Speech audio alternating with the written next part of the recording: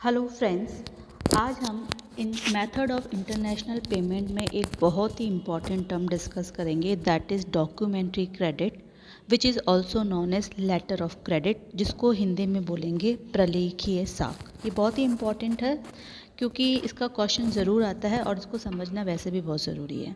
तो सबसे पहले स्टार्ट करेंगे इसके मीनिंग से, अर्थ से। A letter of credit is a letter containing a set of instructions given by the importers to his bank and conveyed by it to the exporter either directly or through a bank in exporter country. सबसे पहले तो हमें ये पता है कि letter of credit एक instrument है इंटरनेशनल पेमेंट करने का, और हमें पता है कि इंटरनेशनल ट्रेड में एक्सपोर्टर और इंपोर्टर दोनों ही एक दूसरे को इतने अच्छे से नहीं जानते हैं। तो जब क्रेडिट पे, उधार पे माल बेचने की बात आती है तो इंपोर्टर भी चाहेगा कि उसको माल मिले, उसके बाद वो पेमेंट करे, और एक्सपोर्टर भी चाहेगा कि उसको पैसा मिल जाए तो वो माल को एक्सपोर्ट करे। ऐसा ना हो कि वो माल को एक्सपोर्ट कर दे और उसे वापस से पेमेंट ना मिले। तो इन दोनों पार्टीज़ को सेव करता है लेटर ऑफ क्रेडिट। इसमें 4 पार्टी इन्वॉल्व होती है।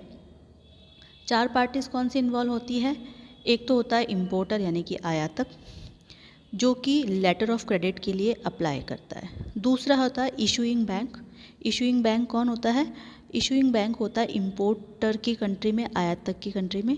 तीसरा होता है correspondent bank, which is also known as the paying bank, जो कि एक्सपोर्टर की कंट्री में होता है। और चौथा होता है एक्सपोर्टर, जिसको कि वास्तव में इसका लाभ मिलता है, इसलिए इसको बेनिफिशियरी भी कहते हैं।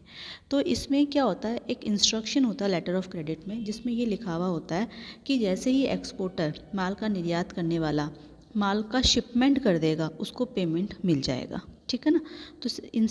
तो जैसे उसने शिपमेंट किया उसको पेमेंट मिल जाएगा, और ये इंस्ट्रक्शन एक्सपोर्टर के पास पहले से ही आ जाते हैं, इसलिए वो माल को एक्सपोर्ट भी कर देता है। इसको और अच्छे से समझने के लिए हम इसकी करेक्टरिस्टिक्स को समझेंगे। It is a written assurance of a bank. ये बैंक का लिखित में एक अश्योरेंस होता है। It is applied by the importer. इसको अप्लाई कौन करता है? इम्पोर्टर, आयातक। It is open in favour of exporter और गिवन टू द सेलर। किसके फेवर में ओपन किया जाता है? एक्सपोर्टर के, यानी कि निर्यातकर्ता के। ठीक है? It is to be effect payment by making payment और बाय एक्सेप्टिंग और negotiating bill of exchange.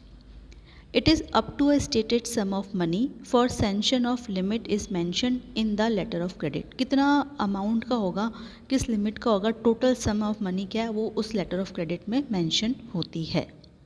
Condition of payment are given like handing over the document etcetera. In practice, in LC मतलब letter of credit, documents against payment, जिसको DP बोलेंगे, और documents against acceptance, DA, are expressly return. अगर आपको payment document मिलने पर करना है तो आप डॉक्यूमेंट अगेंस्ट पेमेंट लिख देंगे, और अगर आपको एक्सेप्टेंस पे आपने जैसे डॉक्यूमेंट एक्सेप्ट कर लिया उस पर मिलता है तो डॉक्यूमेंट अगेंस्ट एक्सेप्टेंस आप इस पर लिखा हुआ होता है। Negotiating bank inform the exporter. Exporter की कंट्री में जो बैंक होगा, जो एक्चुअल में पेइंग बैंक होता है, उसको नेगोशिएटिंग बैंक भी बोलते हैं। जैसे ही एक्सपोर्टर के नाम में एलसी आती है, वो एक्सपोर्टर कंट्री का बैंक एक्सपोर्टर को इन्फॉर्म करेगा कि आपके नाम की एलसी यानी कि लेटर ऑफ क्रेडिट आ गया है। Exporter prepares the documents and present to the bank. Letter of credit जैसे ही एक्सपोर्टर को पता चलता है मेरे नाम आ गया है, तो उसको ये गारंटी हो जाती है कि मुझे मेरा पैसा शिपमेंट के बाद मिल जाएगा। तो वो जो भी शिपमेंट करवाता है उसके लिए जो आवश्यक डॉक्यूमेंट है, क्योंकि भाई इंपोर्टर को भी गारंटी चाहिए कि भाई मेरा माल शिपमेंट हो गया है, तो वो ये थोड़ा ना बोलेगा कि एक्सपोर्टर बोल देगा कि भाई हाँ मैंने माल का शिपमेंट कर दिया। उसको डॉक्यूमेंट्स का एविडेंस चाहिएगा पूरा, भाई माल का इंश्योरेंस भी करवाया है, जहाज़ की बिल्टी भी है, क्वालिटी क्या है माल की, कितना वेट है, कितने कंटेनर है, इन सब के डॉक्यूमेंट्स एक्सपोर्टर बैंक को दे देता है। अब जब एक्सपोर्टर ने बैंक को वो सारे डॉक्यूमेंट दे दिए हैं और बैंक सेटिस्फाइड हो जाता है कि कंप्लीट डॉक्यूमेंट है, then exporter obtain the payment from the bank. Exporter को पेमेंट मिल जाता है बैंक से। अब इस प्रोसेस को हम समझेंगे, इसकी एक मेथड है कि कैसे ये होता है। वैसे तो मैंने आपको वर्बली तो बोल के बताया है, लेकिन और भी अच्छे से समझने के लिए हम देखेंगे payment on the basis of credit system में पेमेंट कैसा होता है, वो हम समझेंगे। तो यहाँ पे एक मैंने ये ग्राफ डायग्राम बनाया है payment on the basis of documentary credit में मान लो एक इंपोर्टर है जो कि इंग्लैंड का है, यानी कि माल को खरीदने वाला, और एक्सपोर्टर है वो इंडिया का है, माल को बेचने वाला। अब यहाँ पे इंपोर्टर और एक्सपोर्टर दोनों एक दूसरे को जानते नहीं हैं, तो इंपोर्टर क्या चाहेगा, माल को खरीदने वाला, कि भाई मुझे माल मिले जब मैं अमाउंट दूँ, और एक्सपोर्टर क्या चाहेगा कि भाई मैं माल का प्रोडक्शन कर लूँ और मेरे पास में अमाउंट ही नहीं आए तो मेरा सारा माल बेकार हो जाएगा। तो मुझे ये एविडेंस होना चाहिए कि भाई मेरे को मेरे पैसे की रुपए की गारंटी है तो ही मैं प्रोडक्शन चालू करूँ। ठीक है, तो अब इन सब समस्याओं से बचने के लिए क्या होता है, एक्सपोर्ट जो इम्पोर्टर है, पेमेंट तो इसी को करना है, तो ये क्या करता है, अपने ही देश के बैंक में एक एप्लीकेशन लगाता है। तो application by document for the documentary credit, तो ये इशूइंग बैंक होता है, जो इशूइंग बैंक या इशू कर रहा है, जो डॉक्यूमेंट्री क्रेडिट इशू कर रहा है, तो इसको अपन इशूई बैंक बोलेंगे। जो इंग्लैंड का इंपोर्टर है माल को खरीदने वाला, वो इंग्लैंड में ही अपने बैंक को बोलेगा कि एक एलसी ओपन करो। एलसी ओपन किसके फेवर में करनी है, एक्सपोर्टर के फेवर में करनी है। क्या करनी है एलसी में, तो कि भाई जैसे ही ये डॉक्यूमेंट शिपमेंट की दे देगा, इसको पेमेंट कर देनी है। तो ठीक है, अब ये बैंक क्या करेगा, जो इशूइंग बैंक है ये इंडिया में अपने किसी बैंक में अगर कोई ब्रांच है तो वो, या कॉरेस्पॉन्डेंट बैंक जो प्रतिनिधि शाखा है या जिस बैंक से ये वाला बैंक इससे सारे जो अपने लेन देन करता है उस बैंक को लेटर ऑफ क्रेडिट एक्सपोर्टर के फेवर में जो इसने खोली है इंपोर्टर ने, वो भेजता है। ठीक है, अब जब एक्सपोर्टर के नाम लेटर ऑफ क्रेडिट इस बैंक को मिल जाती है तो ये बैंक इन्फॉर्म करता है एक्सपोर्टर को कि आपके नाम की लेटर ऑफ क्रेडिट आई है। कहाँ से आई है, इंपोर्टर के थ्रू, और उसमें क्या लिखा होता है कि जैसे ही आपने माल का शिपमेंट कर दोगे मैं आपको इतने अमाउंट का पेमेंट कर दूंगा। तो अब एक्सपोर्टर कंफर्म हो गया कि भाई मैं अगर माल का शिपमेंट कर दूंगा, रिटर्न में ये डॉक्यूमेंट एलसी है, तो मेरे को पेमेंट आ जाएगा। तो हो सकता है कितनी बार वो लेटर ऑफ क्रेडिट के बेसिस पे लोन लेके प्रोडक्शन चालू भी करे बाद में।